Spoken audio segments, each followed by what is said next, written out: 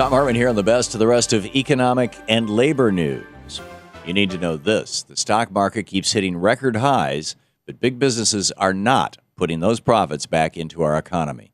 A recent article in the New York Times said that corporate investment still hasn't bounced back to pre-crash levels, let alone made up for the lost ground from the record lows of 2009.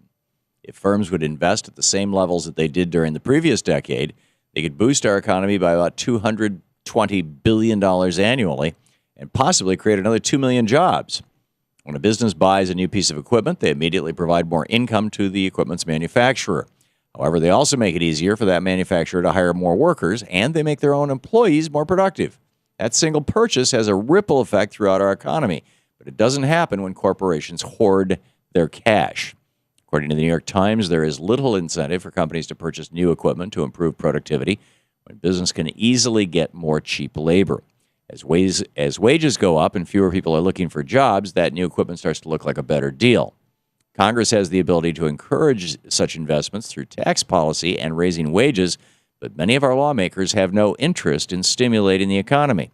Republicans think slow growth and high unemployment are a great excuse to cut taxes, despite the fact that lower tax rates have never given us the economic boost that they predicted. In fact, we need to do the exact opposite to fix this problem. We need a living wage and a progressive tax system that encourages investments over dividends.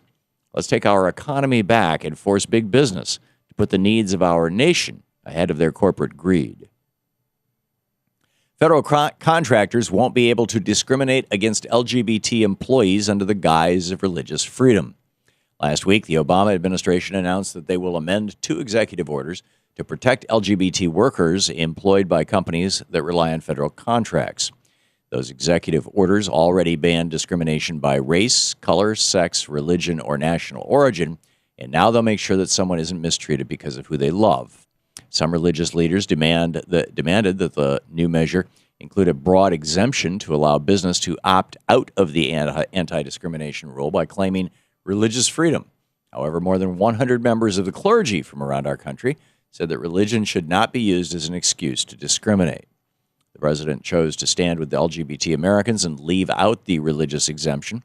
Federal contractors will no longer be able to discriminate against LGBT workers, but we still have a long way to go to protect people in the 29 states where bosses can still fire them just for being gay.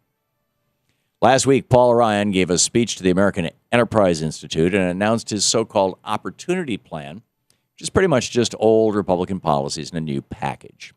The gist of his so-called opportunity is block granting funds for 11 different federal programs and leaving it up to the states to combine all those benefits and administer the plan as they see fit. Ryan pointed to the supposed success of a Clinton-era welfare reform, which gave states a fixed amount of funding for the Temporary Assistance for Needy Families program. Republicans often call that reform a victory, but many advocates for the poor say that the reform simply kicked low-income families out of the program. In addition, several states have instituted harsh qualification guidelines for welfare assistance. If they got the chance, they would apply these policies to more social programs.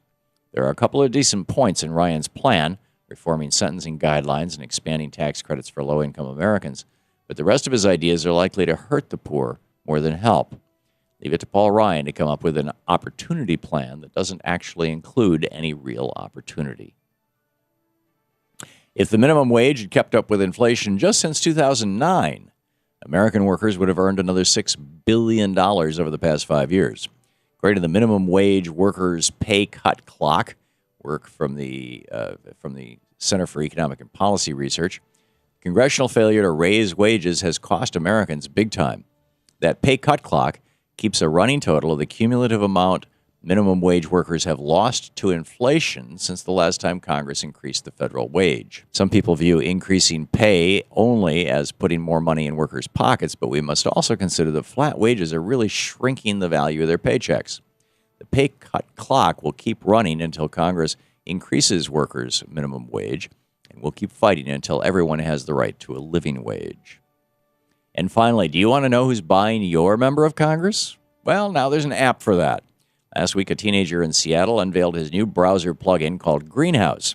His motto is some are red, some are blue, all are green.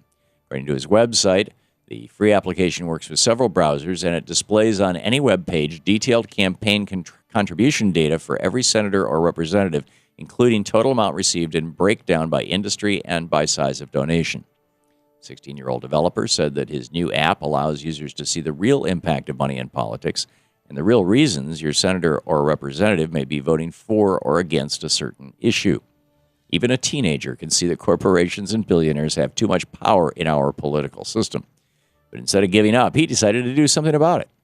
First step to fixing any problem is understanding it, and this new Greenhouse app could be the key to getting more people involved in the fight to take back our democracy. And that's the way it is for the week of July 28th, 2014. I'm Thom Hartmann on the Economic and Labor News.